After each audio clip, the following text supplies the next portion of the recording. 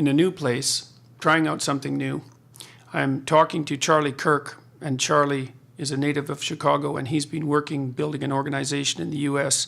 to promote free speech on campuses for how long now? It's been 6 years now. Okay, well, I'm going to let you take it away and tell people exactly what you've been up to. Sure. So I started this organization called Turning Point USA when I was 18 years old.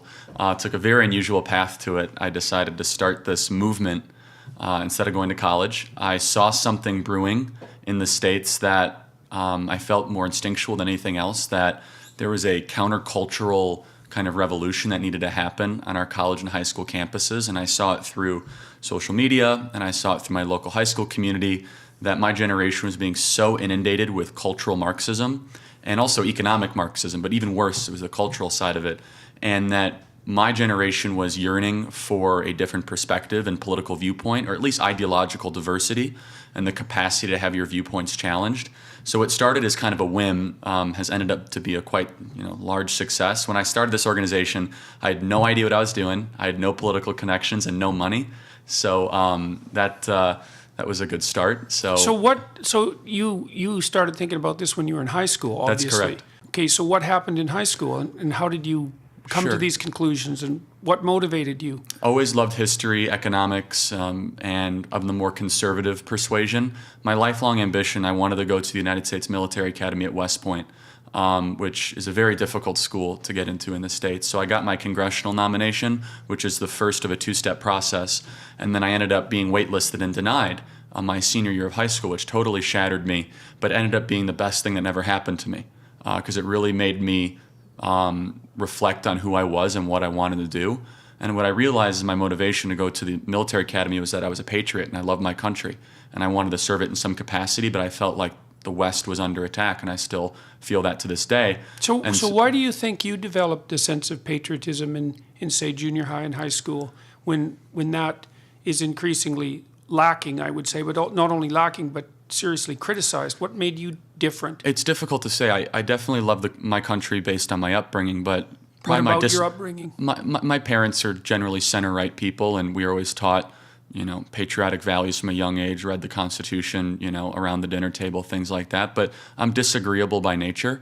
And so when my teachers would go out of their way to make anti-American or anti-patriotic statements, it only made me reaffirm my own beliefs and dig in deeper and want to challenge that even more, which I then sought out the great thinkers of the American founding, the Federalist Papers, the U.S. Constitution, and down that rabbit hole I went to the great thinkers that created Western civilization, both intentionally and unintentionally, whether it be Aristotle and all the great, enlightened, thousands of years of writings that the founding fathers drew inspiration from. And did you do that on your own? That's in high correct. School? It was autodidactic, so it was self-taught, in middle school as well. But it was driven by this inspiration of I wanted to be able to effectively articulate my beliefs and values and ideas to a core of teachers that felt as if they had to indoctrinate me to hate America, hate free enterprise, and hate free speech. So I grew up in a rather generally liberal area of the northwest suburbs of Chicago, and the teacher community, for the most part, they were not trying to allow a free flow of ideas. They were trying to impose a specific doctrine upon their students.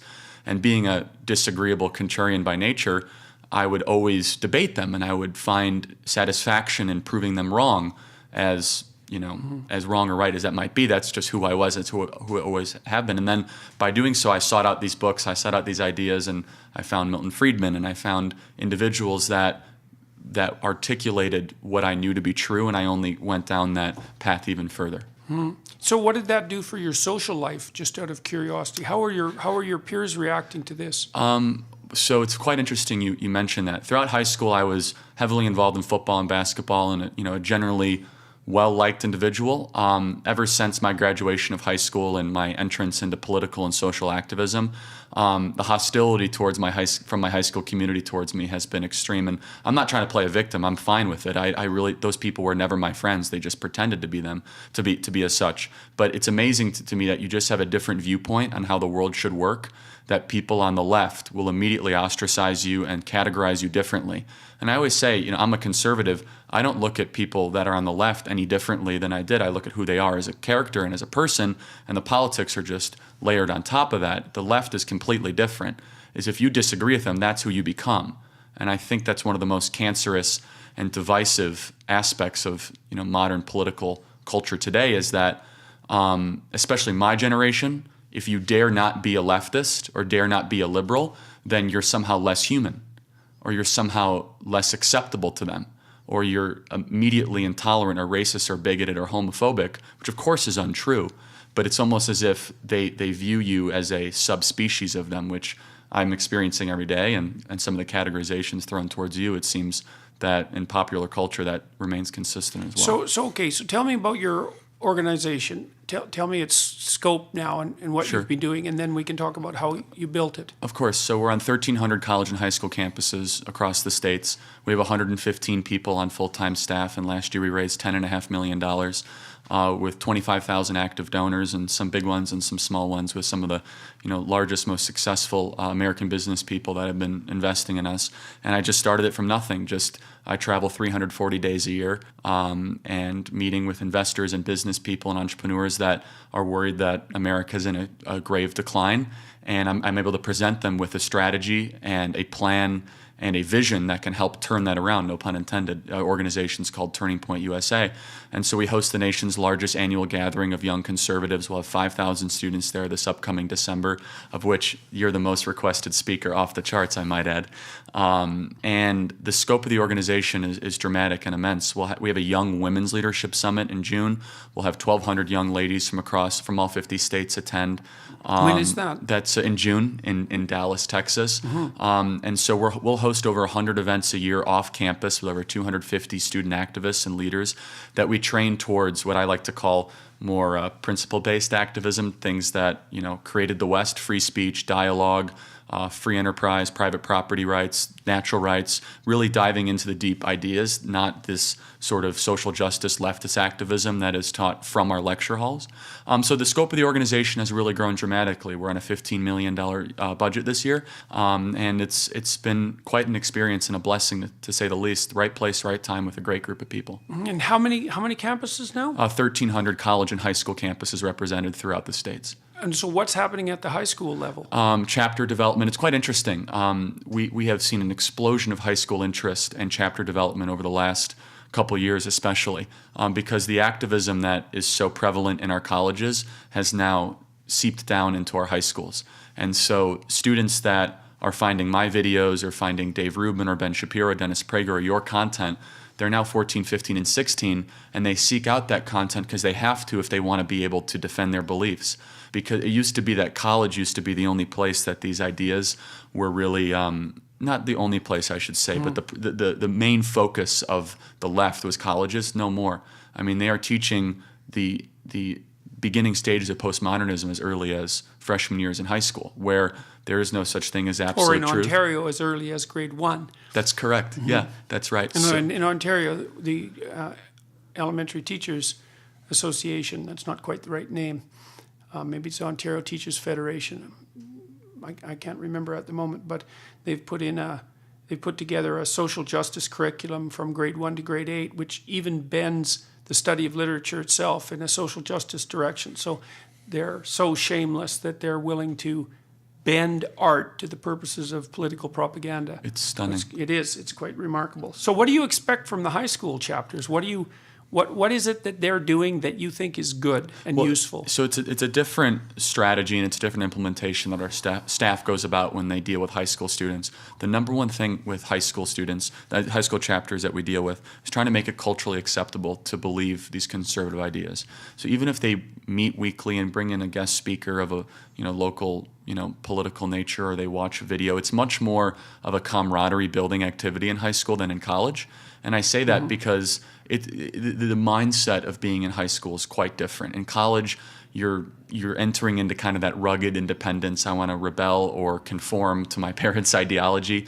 In high school, you are still very much anchored to your local and cultural institutions, your high school football team, your basketball team. And so, but your peers. That's exactly right. Whereas college, by the dynamic of the geography of college, you try to break out of that. But we try to hold them, the high school chapters, to a specific standard of at least meeting weekly, trying to go to some of our big national events, hosting guest speakers, debates, and lectures. So a great example is in the States, there was that horrific shooting down in Parkland High School. I'm going to go down. I'm actually going down to MSD, the school where the shooting took place. I'm going to give a speech on the Second Amendment and natural rights. They're not allowing me on campus, but I'm doing it right across the street. So that's one of the groups we have. When are you doing that? Tuesday, coming up this Tuesday. Oh, yeah. They say it's highly controversial, which I don't consider it to be. The Second Amendment is, some would say, a controversial thing. People that aren't in the States, but the First Amendment is controversial. That's exactly. Now too, that's what I was going to say. Is that the idea of natural rights shouldn't offend anyone, but unfortunately it does. So that's one example of an event that I have on a high school kind of arena that I'm doing coming up. Okay, and then at the university level, you said 1,500, 1,300? So 1,300 is the number high school and college combined. So that's divided about 900 college, 400 high school. And do you have any estimate for total membership? It's difficult to say. So to give you an idea, we had 3,000 students attend our annual meeting last year, and we had over 14,000 applications. And so membership is well beyond that. But it's definitely in the tens of thousands. Our total data list is in the hundreds of thousands. We have over 1 million Facebook followers. I have 500,000 followers on Twitter. Membership's a very difficult thing to pinpoint. We don't want to define. That's correct. We don't want to be like the AARP where you have 7 million people on your mailing list and you pretend they're all members.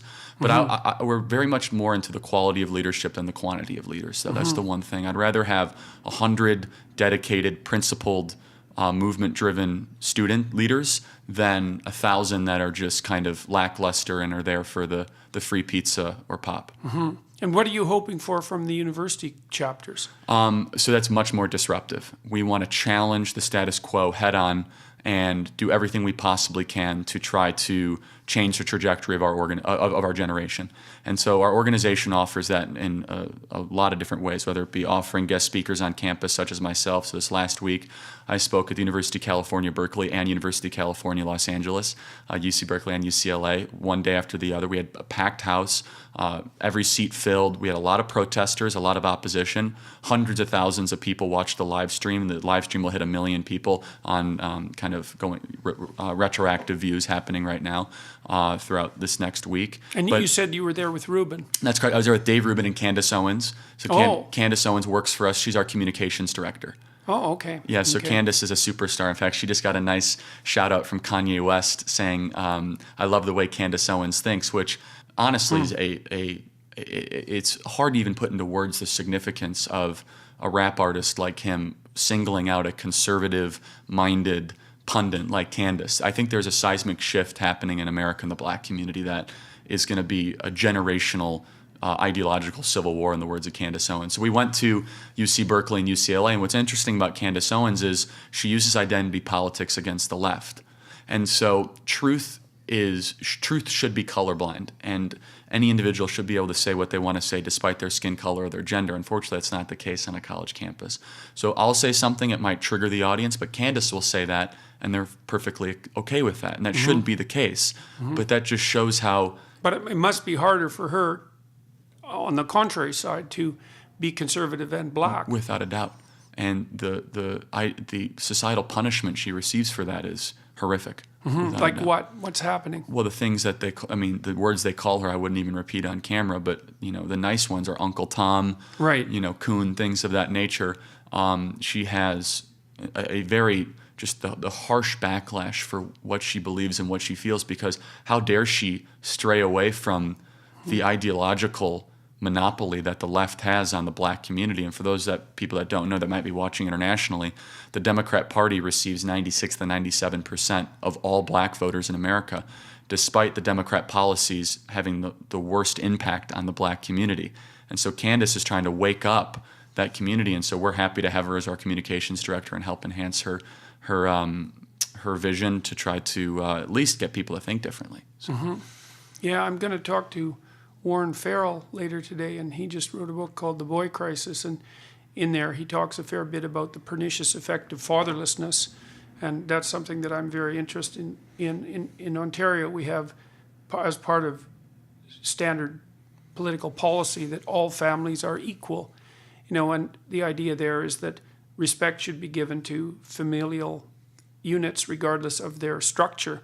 And, there's something to be said for that, because people have to struggle through life the best they can, whether they're single parents or regardless of how they put their family together. But the empirical data on the catastrophe of fatherlessness is extraordinarily solid and deep. And it seems to be something, in principle, that's a particular plague for the Black community. That's correct. And I guess I'm wondering too, like, with the conservative approach to that, have you guys focused on the problems of fatherlessness, and what's your take on that? Oh, and without a doubt, if I had to pinpoint one societal trend that has harmed the Black community the most, it would be the rise of single motherhood in the U.S. So to give a number, just to so people understand, the single motherhood rate in the 1960s was about 18% in the Black community. Now it's 77%. 77% of U.S. Blacks will grow up never knowing their father.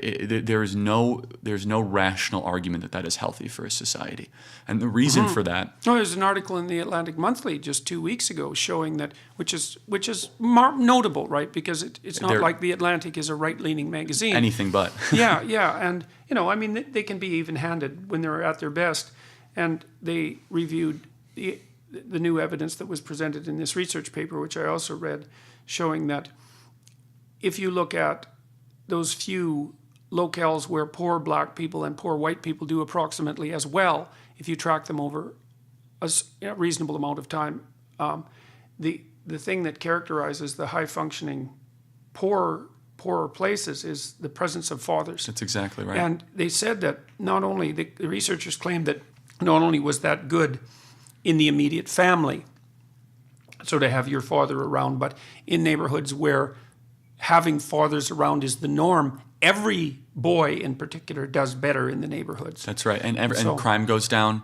The likelihood of not going to prison obviously goes down. But the interesting question is we have to ask why. So we as conservatives always try to ask, what is the reason this is happening? And whereas the left, I don't always think they go through that or they ignore it willingly. The reason is because of the Great Society that was passed by Lyndon Baines Johnson in the mid-1960s, where the U.S. government literally subsidized single motherhood, where if you got married, you lost your government check.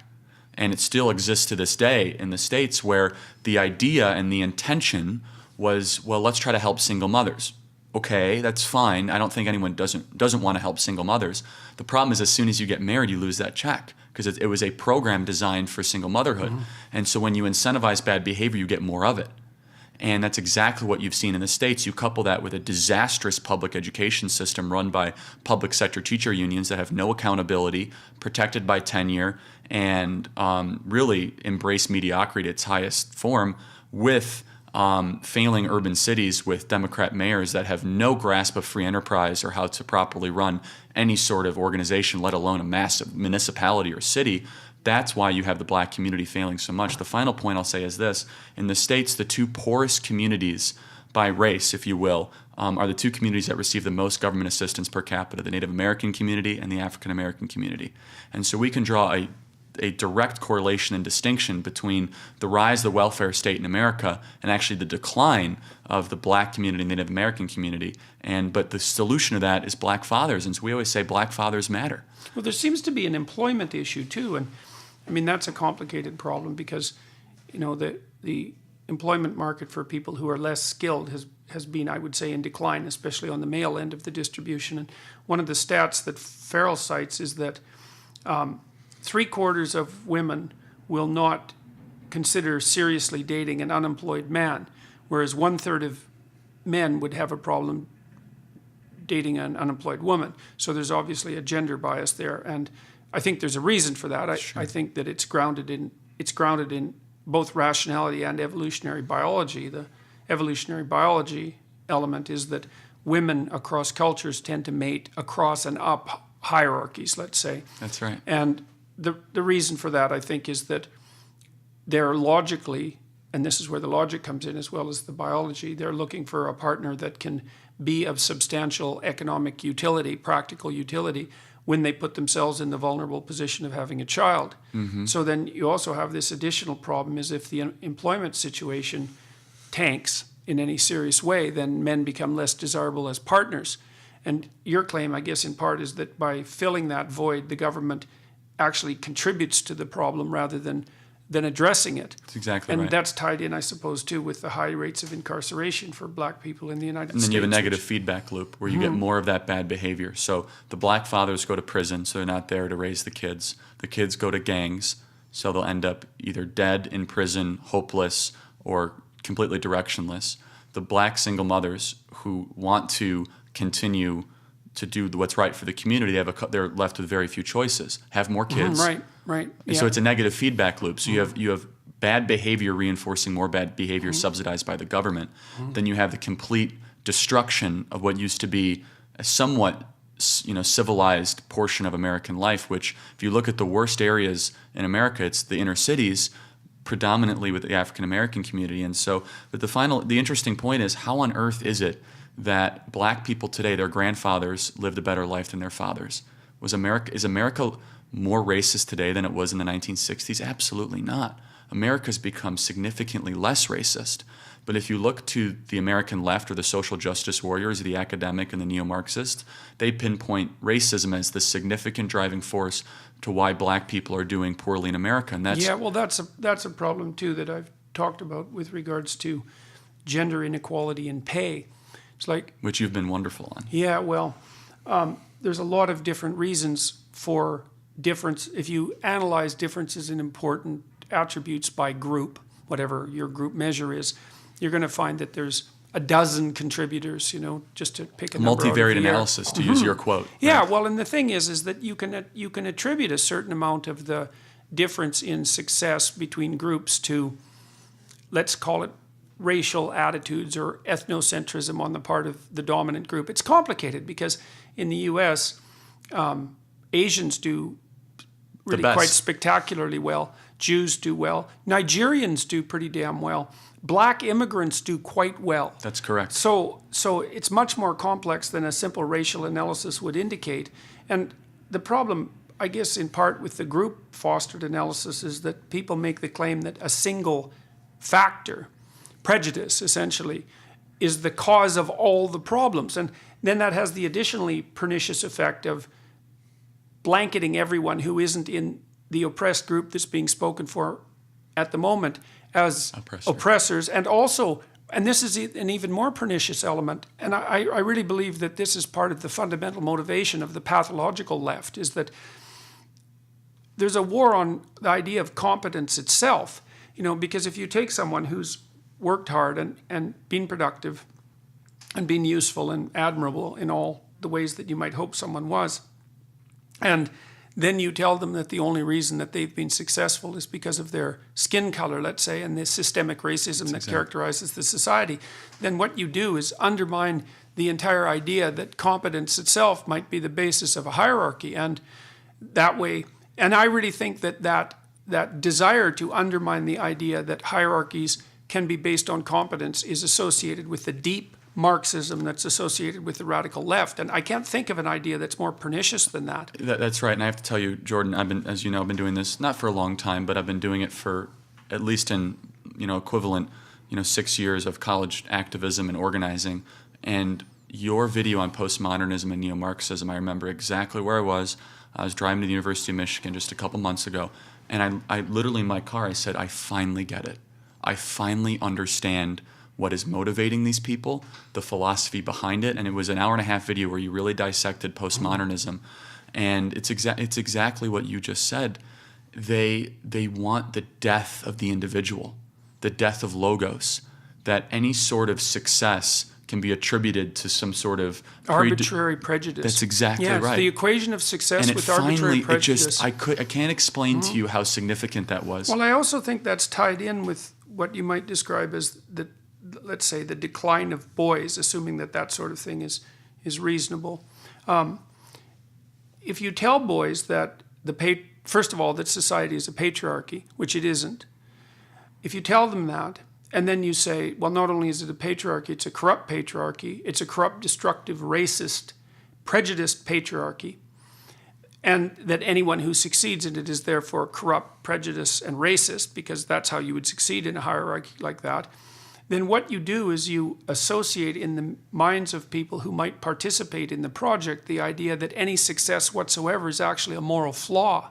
And I've seen that happen to lots of people. That's right. I had a friend in particular who bought that line. I mean, he had other problems as well, but he really believed that active engagement with the world, any pursuit of success on his part for him and for his family and for his community, but let's say for him to begin with, was merely engagement in the process by which the entire world is being destroyed and brought to its knees. He really believed that, and it really, many things destroyed him, but that was certainly one of the things that destroyed him. And there's no differentiation. I mean, history is obviously a bloody nightmare, and there's no way around that.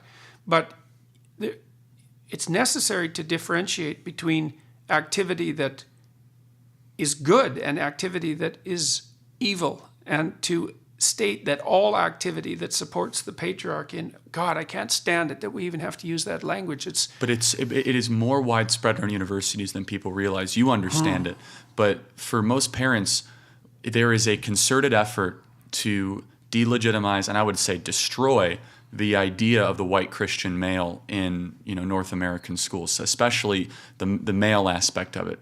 We're taught from the beginning stages that there is a patriarchy, it's rigged against women, when in reality the numbers show men are far more likely to commit suicide, men are not living as long as women, men are much more likely to go to prison, much more likely to declare bankruptcy. Much more likely to be killed at work. That's exactly right. Women are graduating in college in record numbers. Women, 14 of the last 15 years, have dominated in got more master degrees and more PhDs than men. There's another interesting stat, too, that you never hear discussed by feminists, and it actually drives me, it's one of the many things that drives me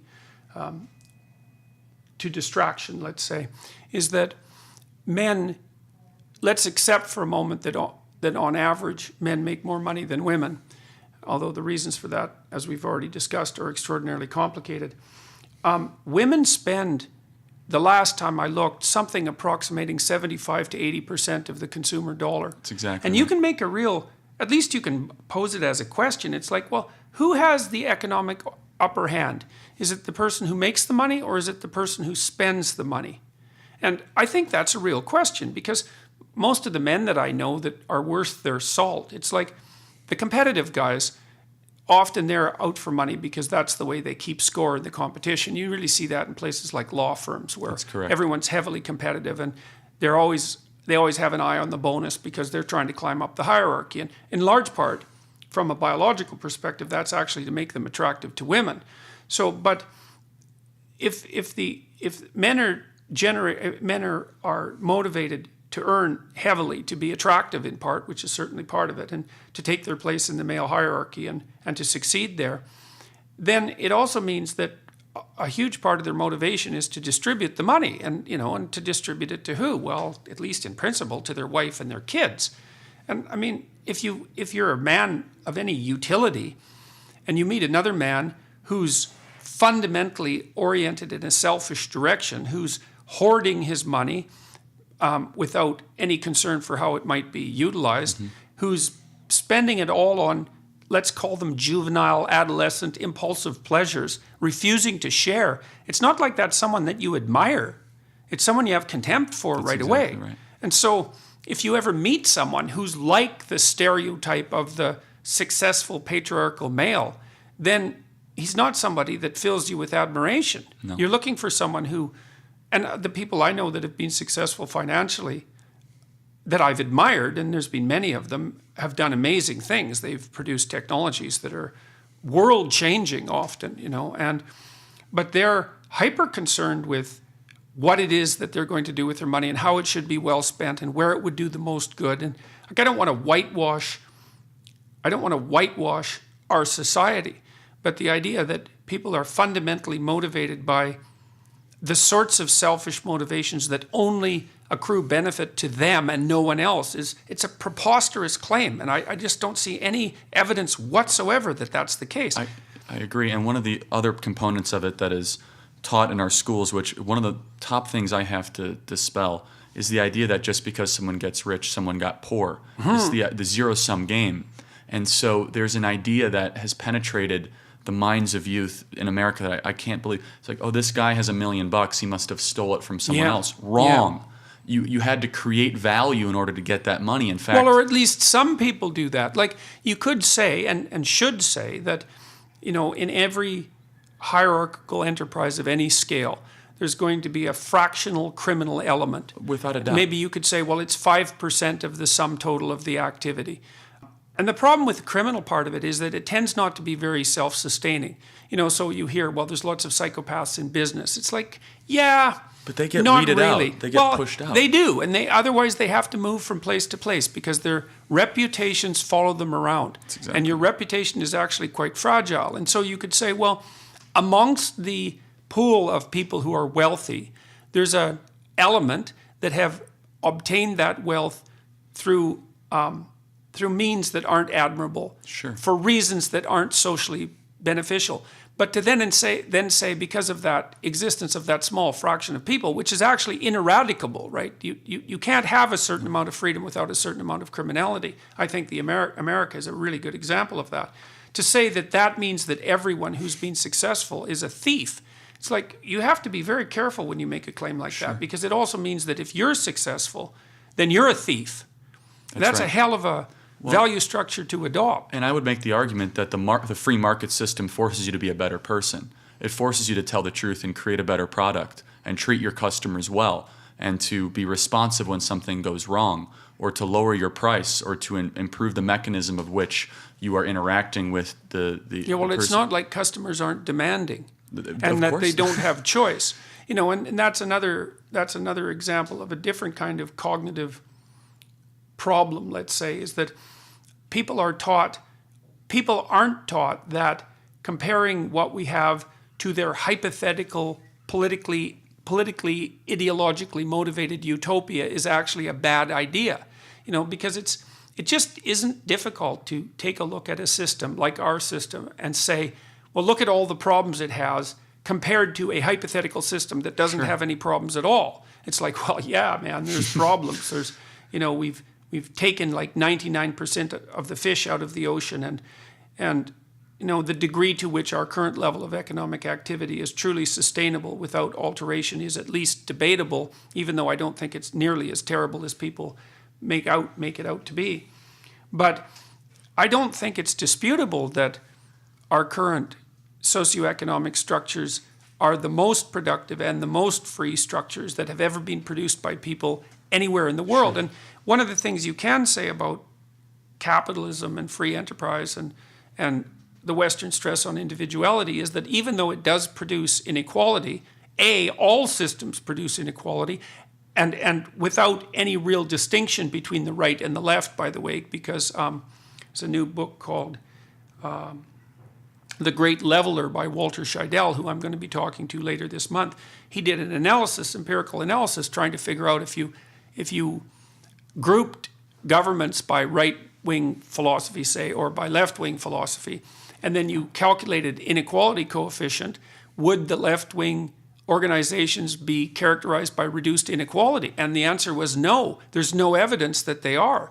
And what that points to, and this is something very fundamental, it's far more fundamental than political, is that inequality is the rule in cooperative/competitive organizations. You can't posit a value without producing a hierarchy, right? Because you posit a value, say this is worth doing. Everyone says, yeah, this is worth doing. Well, then what happens automatically is that it turns out that some people are better at doing it than other people, no matter what it is. Well, then they're going to get better and better at it, like the Pareto principle that you talk about. Well, there's that too, and then they start getting better at it. So the problem is that if you're going to posit a value, which you have to do if you're going to act, then immediately you create a hierarchy. And you also build into the value claim, the claim that A is better than B, you also build into that the idea that if A is better than B, then people who are doing better at A should be differentially rewarded compared to people who aren't.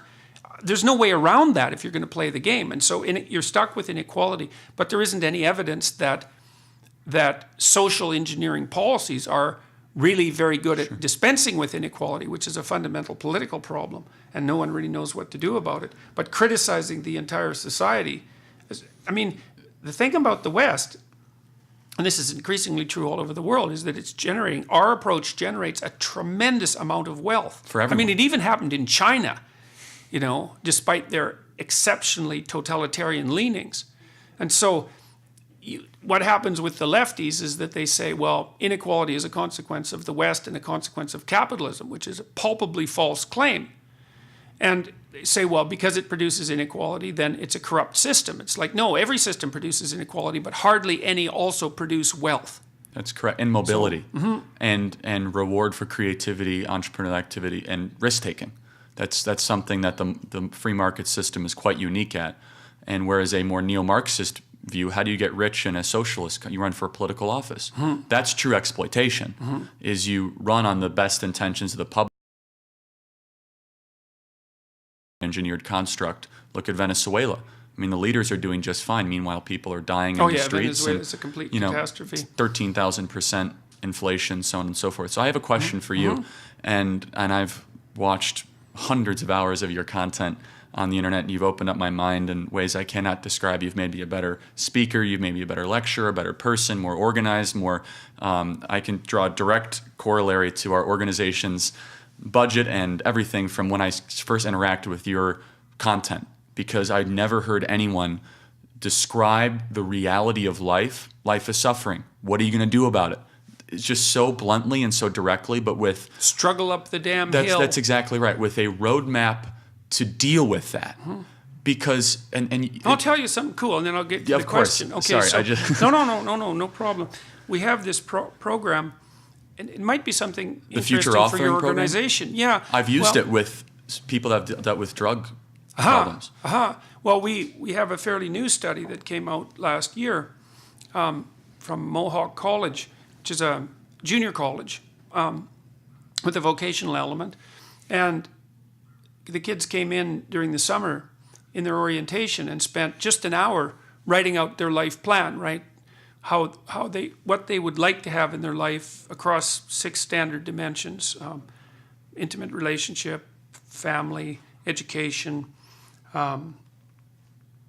care of their own mental and physical health, strategies for dealing with temptation like drug and alcohol use, useful application of their time outside of their obligations. So the question is, it's sort of predicated on a New Testament principle, I would say, in part, which is, if you could have what you wanted by asking, what would you ask for? Ask and you shall receive. Yes, exactly. Knock and you will answer. Right, exactly. It's in Matthew, yeah. Exactly. It's in Matthew. And the idea there, I think, from a psychological perspective is that, while you're not going to get what you want unless you know what it is, and you're not going to hit a target unless you aim for it. Of course. And you can't even organize your perceptions in relationship to the world unless you have a goal. Okay, so you write down what you think you might want and need in order to stand your life, and then you write for a while about what your life could be like in 3 to 5 years what your vision would be for your life 3 to 5 years, and then you write a counter vision, which is an analysis of where you might be in 3 to 5 years if you let all your bad habits take the upper hand, and then you write a plan. Okay, and it takes a long time to do a really good job of that, but it turns out that you can do a bad job of it in about an hour. And so we had the kids at Mohawk do it for an hour when they came in for their summer orientation, and it knocked the dropout rate for young men down 50%. And so I thought, it just blew me away, because it's sad. I thought, just look at that. If you get young guys to sit down and think for an hour about what they would like their life to be, it decreases the probability that they'll drop out of college by 50%. It's like, what the hell, man? That kind of correlation is just stunning. Well, we have 3 studies demonstrating that was the biggest effect. I've seen it. I'm dealing currently with one of my best high school buddies that was on opioids. It's a huge problem in America. Yeah. And I'm guessing here in Canada it is as well. I'm not as well versed in it. And I sat him down and I did the future authoring program. And it changed his life. And and I made him watch all your videos, and he became hooked on it. And it saved better than opiates, probably. Well, yeah, you saved his life. I can say that. And you changed my life. I wouldn't say you saved it because I wasn't in that same dire condition. But the number one thing I said to him, I said, listen, buddy, and I'm not going to use his name to protect his privacy.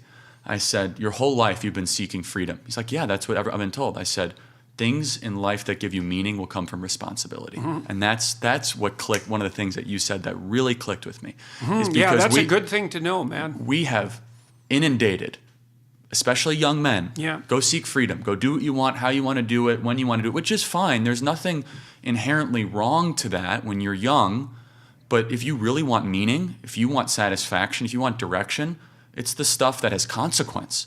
It's family, it's work. That's exactly right. Freedom is. But we're not teaching young men that. No. Intentionally. That's the other thing I wanted to get to, but go ahead. Right. I think it's intentional. Well, I think it is too, because it's part and parcel of the idea that the productive activity of young men, and this also goes for the masculine, symbolically masculine activity of young women, by the way, but the productive activity of young men is indistinguishable from the force that gives rise to the crushing tyranny of the patriarchy. It's like, well, and that also gives young men a moral excuse not to engage in life. It's like, well, productive activity is for fools. I see it all the time. I've been told I'm a horrible person my whole life. What use is this to me? I'm going to go play video games in my basement.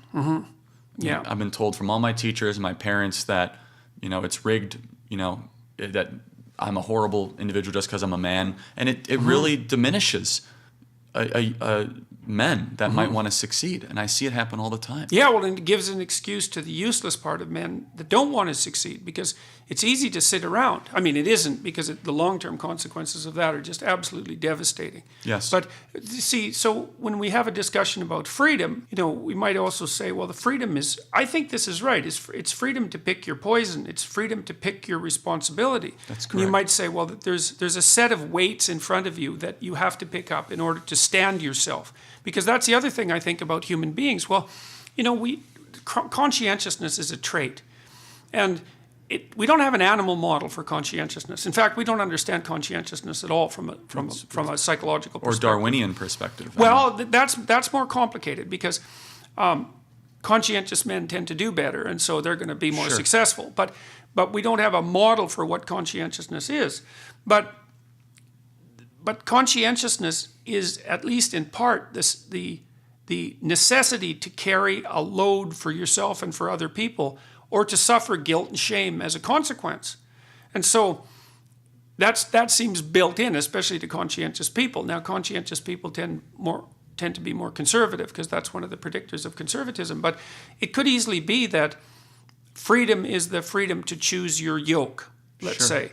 And then you choose the weight that you have to carry, so that you can justify your miserable existence to yourself, so that you can go to bed at the end of the night and you can think, look, I did what I needed to do to set things right today, and I don't have to carry the existential weight around of my failure and uselessness as a consequence. The existential psychologists in the 1950s who emerged out of the chaos of World War II were very much concentrated on the idea of existential guilt, that you owed being a ransom for your existence. And the way that you paid that ransom was to work for the betterment of being. I mean, it's a very ancient idea, but of course. But it is the one idea, I think, that gives people the self-respect, not self-esteem, the self-respect that's necessary to carry them through terrible times. And to use a story that people are familiar with, when I'm asked, well, what has Jordan Peterson done for your members, the people you know, I say, he has them to stop acting like Peter Pan, so that they can actually be a man and not a boy. Now, the Peter Pan story is a really interesting one, because Peter Pan means everything, right? Technically, that's what Pan means. And Peter Pan wants to be a child because a child can be anything, can be everything, right? So what you have in childhood is that a plethora of potential. And the problem with growing up is that you have to sacrifice that Pan potential for a defined actuality, right? That's to grow up and become something instead of staying potentially anything. Now, the problem with Peter Pan is that he looks into the world and sees Captain Hook as his role model, right? And so that's his model for adulthood. And Hook is terrified of death. That's the crocodile that's chasing him with the clock in his stomach. And the crocodile already has a piece of him. It's got a taste of him. And so Hook is constantly chased by the dragon of chaos, essentially, that's already got a taste of him. And because Hook is terrified of his own mortality and terrified in general, he's a tyrant.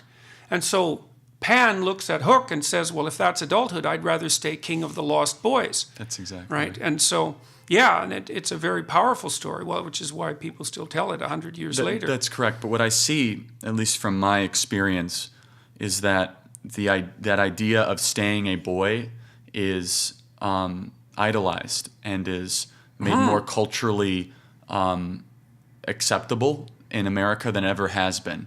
And it's almost as if that you ask a young man that is generally on the direction towards hopelessness and just kind of what you bring men out of, it is they look towards that MTV, VH1 lifestyle of being able to do whatever you want to do, how you want to do it, get extraordinarily drunk, have no responsibility, be with women all day long. What happens, you do that for a couple of years, you end up a horribly miserable person. And so, but here's my question is... Yeah, you don't want to be the oldest guy at the frat party. No, that's correct. No, that's pretty dismal. But here's my distinction, though, is that in some ways it's the women that are embracing the masculine archetype in some ways that are being successful. I mean, they're being extraordinarily responsible, and they're filling a lot of these positions quicker than men can. I mean, they're graduating in higher rates of college, and they're declining motherhood, or they're at least suspending it throughout the West, which is, you could argue for either ways. There's reasons for that. But I guess my question is... Well, I think that the expression of the masculine spirit in women isn't denigrated.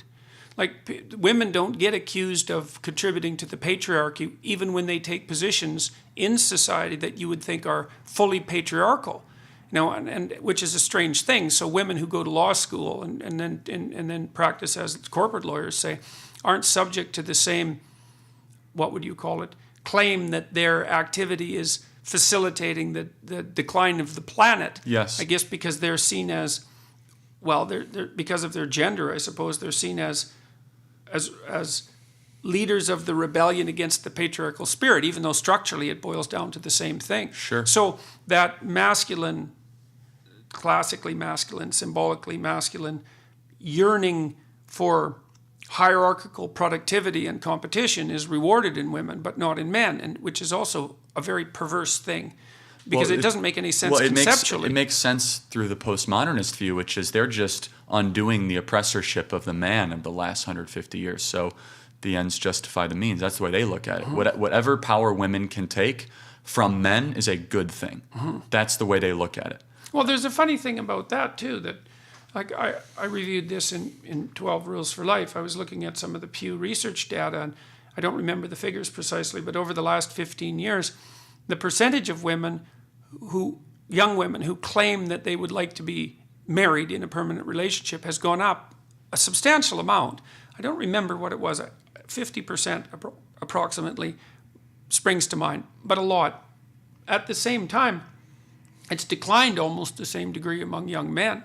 And so what's perverse about this is something I've talked to my daughter a fair bit about, is that, I mean, if you ask young women what they want, I don't know if they can answer, because I don't know if they know if they're 19 or 20, because I think their heads are so muddled by what they've been told that they don't really know. That's correct. But my sense is that women want the opportunity to develop their career in whatever direction they see fit, and fair enough, but they want an intimate relationship, and usually a monogamous one that's permanent, and they want to have the opportunity to have kids. And what you see happening inevitably, and I believe this to be the case, I've watched very carefully as I've grown up and got older, because I've worked with women my whole life, is that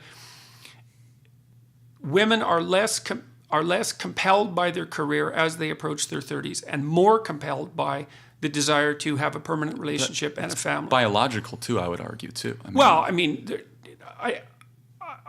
I think it's a biological necessity, because women have to have children relatively young. That's correct. But it's interesting to watch it phenomenologically, and even the women that I've seen who've had very high power careers, is that as they move into especially their early 30s, they start to realize that the career is a pretty one-dimensional enterprise, even if it's a good career, because even good careers are still jobs.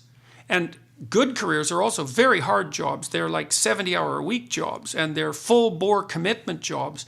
And to figure out how to have a career like that, and to have a life, to have a family, to have an intimate relationship, to have children, and then to also be able to take care of them, that's a very complex job to manage. And so what's strange is that the very things that the radicals are undermining, like the monogamous family, are actually those things that women most want, especially as they approach their 30s. And so this is a catastrophe on both ends of the gender distribution. So if there's one thing I would love to get your opinion and take on is, and I deal with these college radicals, is at least the professors, the people that should know better of the roots of Western civilization, the only description that I could give to their motivation is some people just want to see the world burn.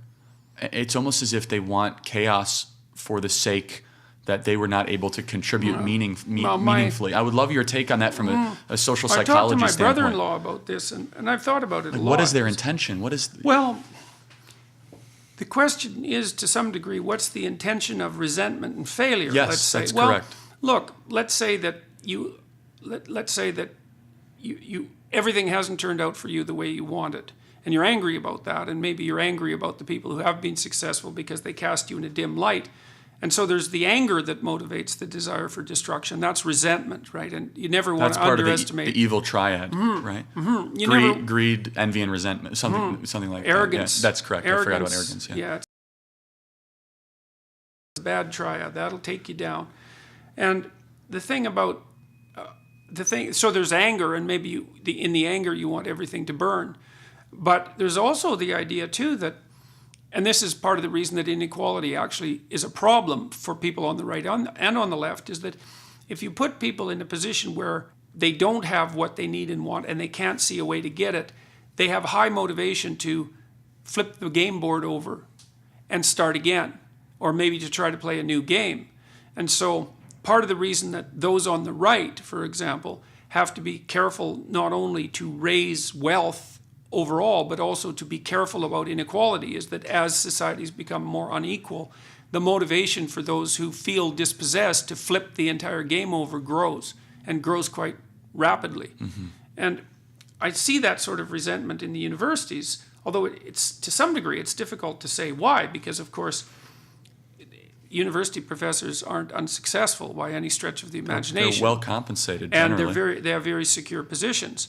But there's still an anti-capitalist ethos that runs through the universities that's difficult to make a case for. Is it, and this is what I try to figure out, is it that I know better than you sort of thing? And you deal with these professors. Is it that I'm a smarter individual and we can create society more equitably? Yeah, it's partly that. It's hubris, right? Yeah, that's partly the rationalistic hubris. Yeah, absolutely. That you can systematize utopia, and that you're smart enough to do that. I have a doctorate. I could figure this stuff out, sort of thing. And that your systematizing of utopia isn't going to generate unexpected consequences. Now, social scientists should be much smarter than that, because if you're a social scientist who has any sense, what you learn from your research is that the probability that you can predict the outcome of your procedure, which is what you're trying to do as a scientist, is very low. You run an experiment predicated on a hypothesis. You put the procedure in place that's supposed to produce the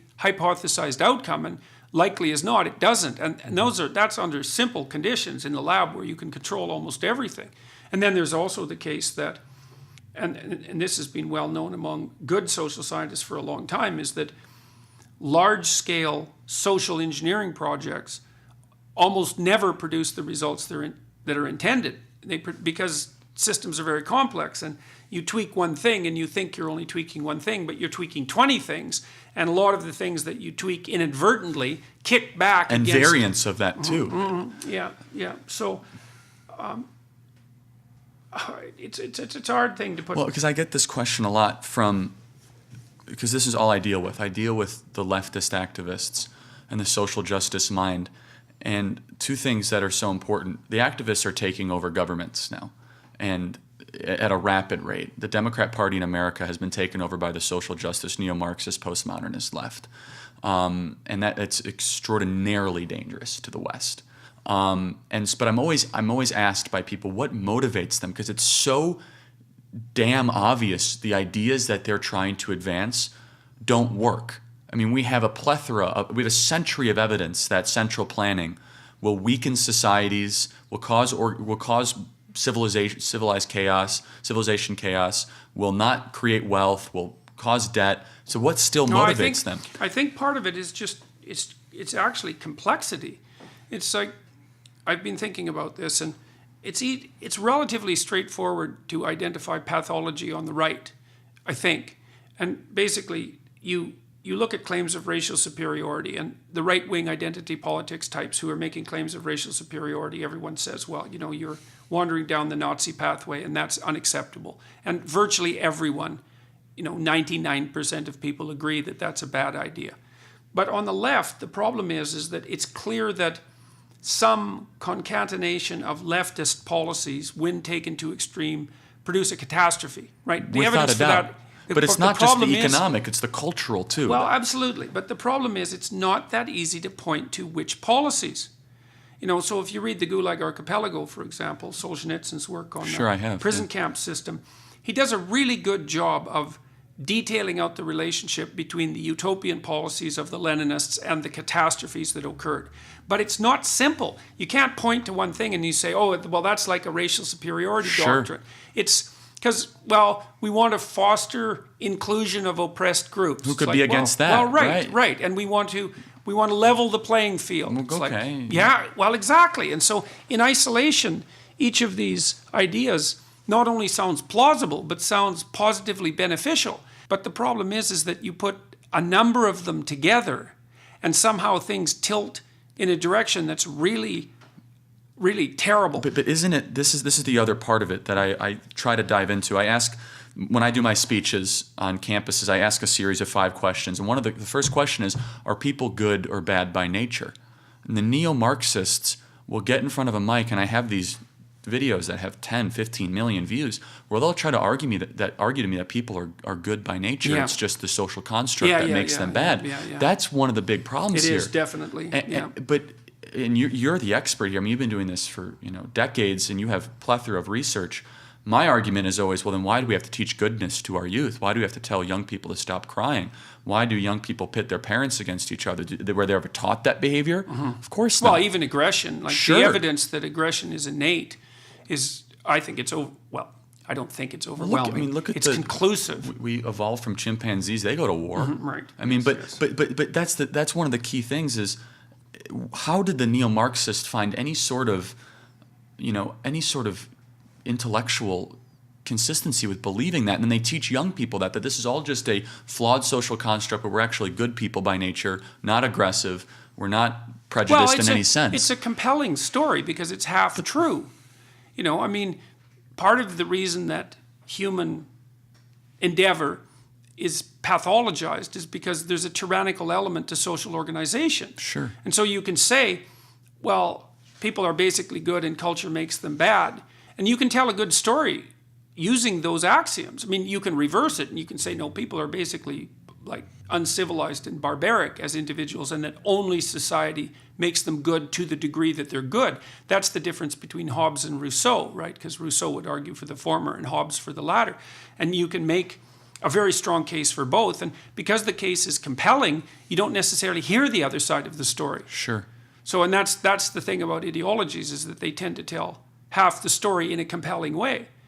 And I mean, it's also kind of a nice story if you're a naive person, because you think, well, I'm a good person and everybody else I know is good. Evil must come from somewhere. So it's really interesting you say that. So we were at UCLA, and this is a very interesting thing. And there was a black woman that said, Candace Owens, I think you're a white supremacist. Of course, another black woman. And I asked her, I said, wait a second, are you a racist? Are you a racist? No, I'm not. Then where's the line? Where does one stop becoming a racist? Because you're not, of course, right? You wouldn't be saying this if you weren't. So what do I have to do to be more like you? It's like everyone else is a horrible person except me. Yeah. It's that kind of narcissism, self-centeredness. There's a great quote by Dennis Prager where he said, growing up in the 1970s and 80s, we taught our youth that they were the problem and America was a good thing. Now it's the exact opposite. Mm-hmm. Now it's that America's the problem and you're the greatest thing ever. Mm-hmm. One of the most impactful analysis you ever made was kind of something Carl Jung said is, treat others the way you want to be treated, but that you don't always want to be treated with, ubiquitous love and kindness. You want to sometimes have discipline. Lots. And you want that a lot. I mean, one of the things I've learned as a clinician, and as a private person for that matter, is that we outsource our sanity. The psychoanalysts believed, and most psychologists believe, that your sanity is sort of something you carry around in your ego, in your head. And if you're saying it's because your psyche is well structured, but that's actually not true. It's true to some degree, but what's more true is that the way you stay sane is by knowing how to behave in a manner that makes you sufficiently acceptable so that other people will put up with you. And then you surround yourself with other people, and hopefully they're doing reasonably well. And every time you do something stupid, they slap you on the side of the head, either fairly gruffly or subtly by raising an eyebrow or failing to listen to you or not phoning you to go out for a beer on Friday night because then you boring. Change your behavior a little bit, or you reflect. You say, "Well, I have to do something different." Well, and if you're lucky, you have 20 people around you that are always tapping you and telling you when you're funny and witty and interesting and when you're boring and stupid. You do more of that, or you do less of that. Right. And so the social structure plays a key role in maintaining individual sanity. There's no doubt about that. So I want to switch this a little bit. I want to get back to some things that are more specific to you. So let's talk about your plans for your organization over the next couple of years and your goals. Because a critic might say, well, you're complaining about activism on the left, but here you are engaging in activism, and who cares if it's on the right or the left? It's still activism, and that carries with it all the problems of activism. So I'd like you to address that, but also then to say where you're headed and how you expect to get there and why. Sure. So at first I would say we have to reclaim the term activism.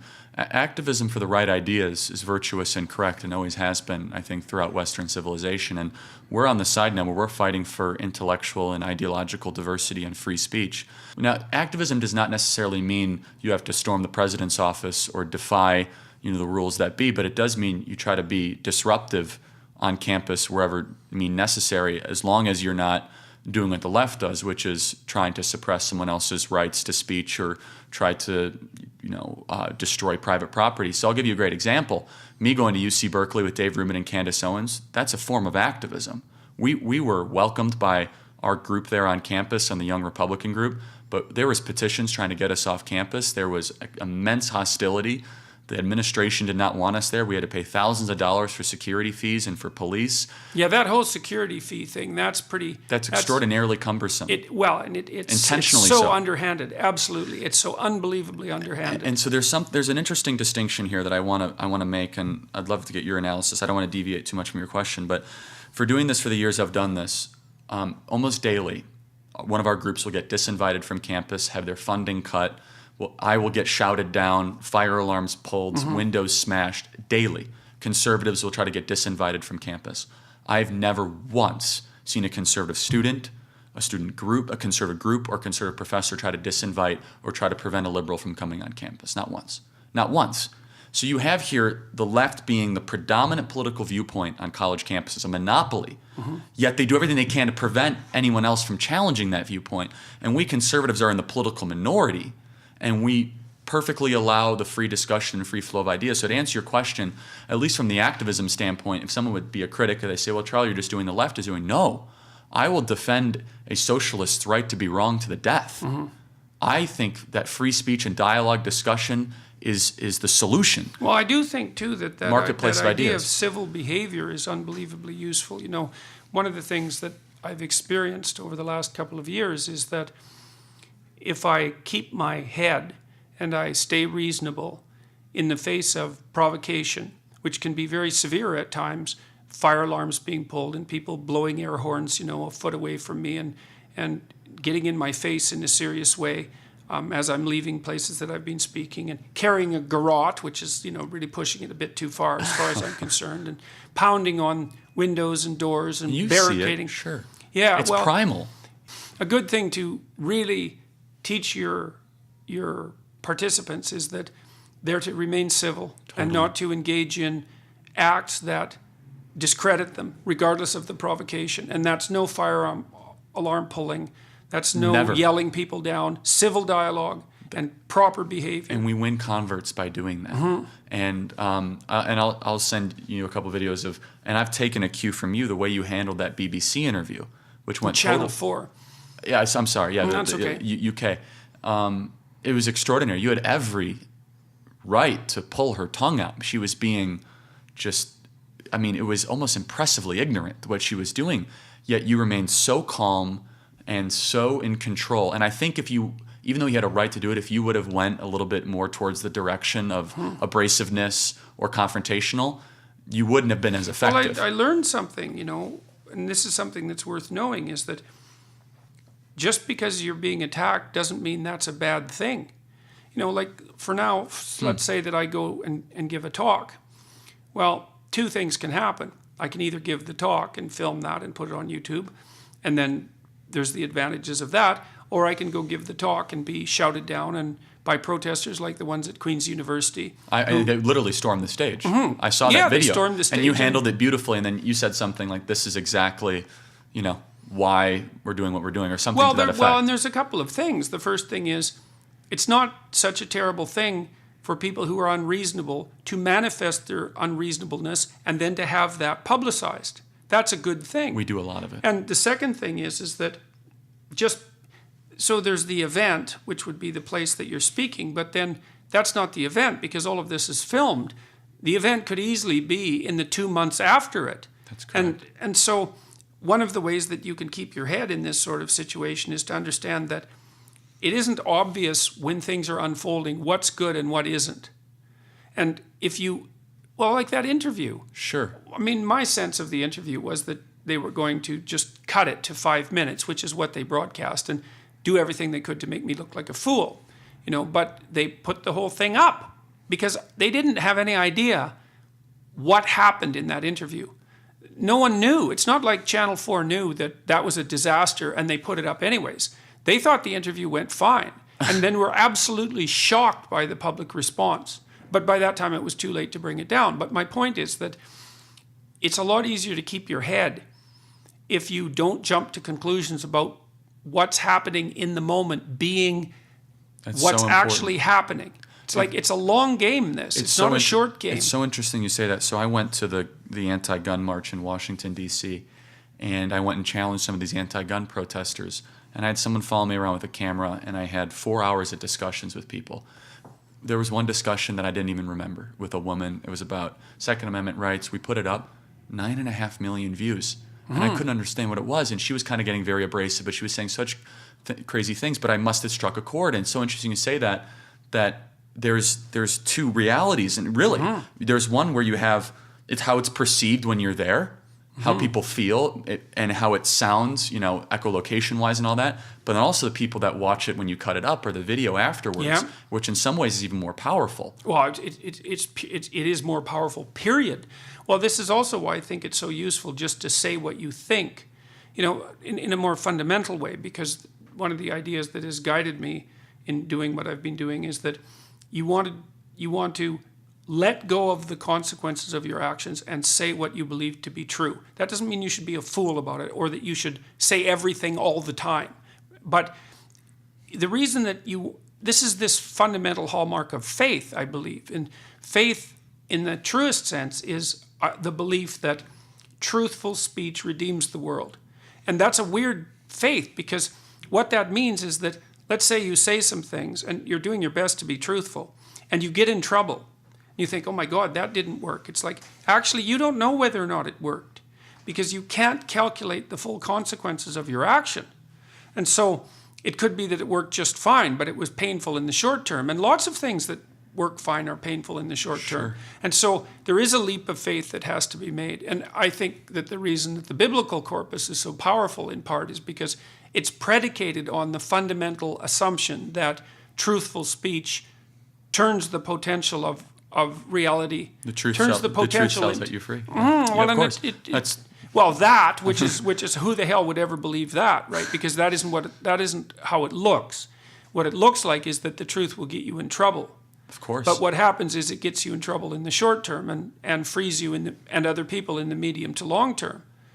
And so Okay, so back to your Yeah, plan. sorry, So where yeah. are you headed Of in course. the future? So the organization is growing rather dramatically. It's quite exciting. So we have what's called Vision 2020. We want to help move youth sentiment towards free enterprise and free speech, kind of those general issues, 20 points by 2020. So we're ramping up our organization dramatically to hopefully a $20 million budget and to hire, over 200 people on staff across the states, which will be a monumental accomplishment to be able to do this. And these are field staffers, these are organizers, and in some ways, my whole perspective from the very beginning, I called ourselves the MoveOn.org or the right. Now, MoveOn.org is a political social activism organization based in the States for far left-wing causes. I don't, and to this day, this is what drives our organization, I don't think the left should have a monopoly on grassroots activism, and they almost always have. There's no reason for that. The biggest is that we have a built-in counter-revolution brewing on our college campuses of students that are being punished for thinking differently. And there is an organic uprising of students that are joining our organization, attending our events, implementing leadership positions in student government and other places because they're fed up. They've had enough. And I can't tell you. Yeah, well, it would be really good if for about 15 years, it wasn't the most left-leaning radicals who controlled the student newspapers and the student unions. It's been like that since I went to college back in the 1990s, back in the 1970s. It's part of the programming we're implementing is encouraging our students to run for student leadership on campus rather successfully. And there's a lot that we can show to actually change the campus culture and climate by doing so, that these student unions aren't divesting from fossil fuels or saying there's no such thing as genders or just astonishingly radical sentiments. And so as an organization more broadly, there's a lot of different ways we measure success, things I could talk about publicly and things I can't talk about publicly. But we are very concerned about the current trajectory of the West. And I believe, and I said this many times, I believe the greatest threat to Western civilization is what's happening on American college campuses.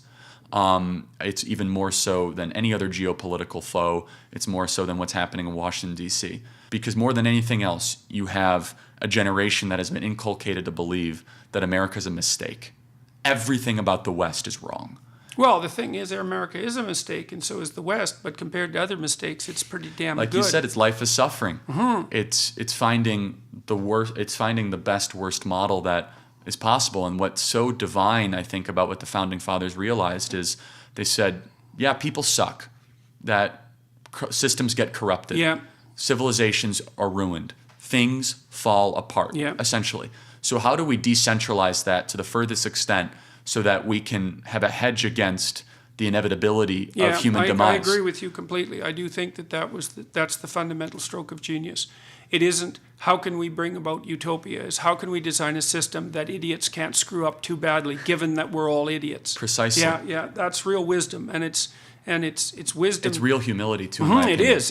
It's real humility as well. It means that you don't overreach yourself. Is that you're not presuming that you know enough to bring about heaven on earth, but that maybe you can stave off the worst excesses of hell. That's right. Yeah. And what we teach our students and what's not taught in our schools is the American founding was the first political revolution where the victors voluntarily gave up political power. Mm-hmm, right. It could have been the Washingtonian, Hamiltonian, Jeffersonian monarchy that ruled America for the next 200 years, and they would have done quite well. Rich in natural resources, unaccompanied land that they could have took over. But what was so amazing to them, and their motivations, I believe, were pure, is that they wanted to try something completely and totally different. They did not want to embrace that which they rebelled against. And as you said, the humility for them to implement a system has been replicated all throughout the West. Mm-hmm. I mean, the idea of natural rights and decentralized government and democratic elections and a constitutional republic, it's what built Western civilization. Spain, Portugal, France, Denmark, they all have some form of that governance, little differences here and there. But now that's being challenged. That wealth of prosperity and standard of living increase and human rights accomplishments is now being, in our university, saying, no, this is all wrong. This is all a racist, homophobic, bigoted construct designed to benefit white males. It's a patriarchy. We must uproot the system. And so more broadly, we are unbelievably privileged and blessed to live in Western civilization. Even more specifically, as an American, I'm lucky to live in America. And I'm going to fight every single day through the conduits and the vehicles that I've created to try to save this experiment. Yeah, well, and the other than jingoistic patriotism is the move that says this is all good fortune, and that we should be grateful for that, and that our moral obligation is to sustain that, to take up the responsibility necessary to sustain that and to improve it. It's not ours by birthright. Not by any means. This is also why, I'm loath to. This is why I have trouble with right-wing identitarianism, because the right-wing identitarians tend to take to themselves the positive attributes of their states without having to do the work necessary to place themselves among the people who were the actual founders. Without a doubt. So, it's identity politics of the right. Yeah. So, all right. So, where can people learn more about your organization? So they can go to our website, tpusa.com. We have a massive conference coming up that I mentioned that we'd love to, of course, have you keynote and I'll say that, I don't know if I said this, but if I repeat myself, I apologize. I've seen you save people's lives, and you've changed my own, and you're by far the most requested speaker. And I guess the question I have for you in the short time we have remaining, I guess, is have you seen any of this visibility or popularity or fame change you, or at least change your pattern or your style of life or any of that? No, it's completely changed it in some ways. How do you keep order in this? Because it's chaotic, isn't it? Very. Well, from the master of order, I have to ask. You have to build an infrastructure. Sure. So I have more and more people helping me all the time, Sure. and we've been fortunate because we, meaning my family, because we've gone through this as a family, we've been fortunate that people who have the expertise necessary to help us with this have showed up at opportune times, and I have enough people around me with their eyes open to help me point myself in the right direction and avail myself of that help. I would say what it's done to me personally mostly is just to make me more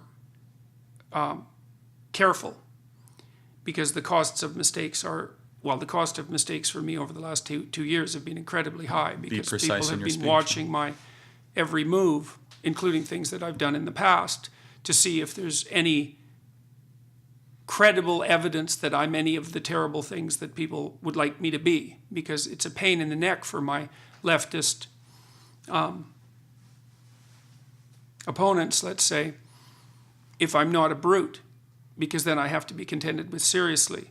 And so everything I've said and done has been gone over with a fine-tooth comb, and luckily so far that's worked out, although, that's grace of God and all that.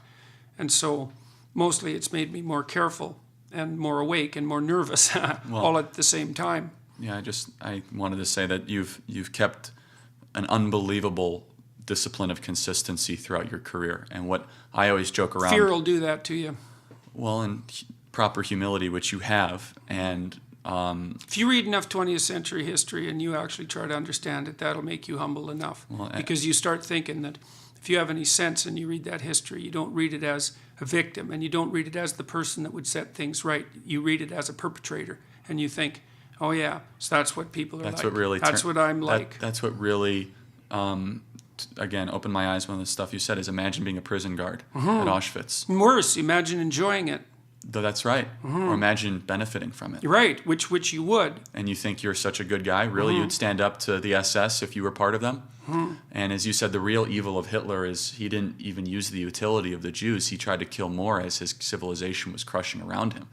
That's sinister stuff. I mean, it would have made more sense to put them in the work camps to make rifles and bombs. Instead, he tried to kill more of them. Anyway, that does seem to indicate that the fundamental motivation was destruction. That's correct. Regardless of the overlaying story, which I think is a perfectly reasonable hypothesis. Okay, so let's say again the website. Sure. It's tpusa.com, so tpusa.com. They can follow me on Twitter at CharlieKirk11, and we're fighting for the ideas that created Western civilization. It would be nice, to think hard about a couple of things that might be useful adjuncts, and maybe you guys have thought this through to your organization, is, there are places like the Founder Institute in California that are doing everything they can to help early stage entrepreneurs. And it might be really nice to make part of your message, yes, the necessity for the people who are part of your organization to make a life plan, to figure out how they're putting themselves together as individuals. Absolutely. And to center the activism on that. And then to say, well, you have to stand up and talk and speak whenever your right to do that or your responsibility to do that is being interfered with. But the fundamental thing that you have to concentrate on is putting your life in order. That keeps the hubris at bay, at least to some degree. That's correct. And you have 1,200 women coming together in June. That's correct, And that's yes. in Phoenix. Oh, that's in Dallas. That's in It's Dallas. Of course, you have an open invite to everything and anything. Well, that'd be something. Well, I'm interested in both of those. And Awesome. I would like to. I haven't spoken enough to young women, I don't think. And we're doing a young men's summit, I think, next summer too. We'd love to design around you. But the young women is interesting. I'll tell you why. It is extraordinarily hard to be a young conservative on an American college campus. It is a multiple of difficult to be a young conservative woman. There's an expectancy of leftism. There is a hostility towards espousing any sort of conservative beliefs. And the gathering of young ladies together in this in a summit, if you will, which has grown dramatically. We had 300, 800, and now we'll have 1,200, has been so useful. And I'm a very firm believer in gender segregated education at times, and that's a horrible term. You know what I mean? Essentially having women only events. There's something quite special that happens, and same with men only events. That's where the fraternity and sorority structure came across in North America. And so we'd love to have you maybe take a look at that. Yeah, well, that would be. I'll do that, and we can stay in touch about that. And so, all right. Well, Thank you, I guess Jordan. we should probably bring this to a close. It's a great Thank honor. you very much, Thank you so much. for agreeing to No, do this. thank you. This is one of the greatest honors of my life. Thank you. The problem with wanting to be friends with your child is that that's not good enough, because as a parent, you're not less than a friend. You're far more than a friend. You're someone that's going to be in the child's life for the duration of your life, with any luck. You're a long-term island of stability in a sea of turbulence. And the child needs that far more than he or she needs a friend. Parents need to be courageous, because they have to let their children go and make mistakes. You have to let your child fall when they're learning to walk. They bump themselves up against the world a lot, and you don't want to do any more for your child than you absolutely have to. And it means that there's a certain amount of detached harshness that has to go along with your love and compassion. So you have to stand back and let your child stumble forward towards mastery. Today's parents are terrified of their children because they're often afraid that if they intervene in their lives that they'll make a mistake and that will be irrevocable. And you have to have the courage of your convictions when you have children. And you have to understand that if you do make mistakes, that you can learn and you can be forgiven. You don't have to be a perfect parent, although you should aim up with your children. Parents are terrified of making mistakes, and that means that they're terrified of being parents. And that stops them from being parents.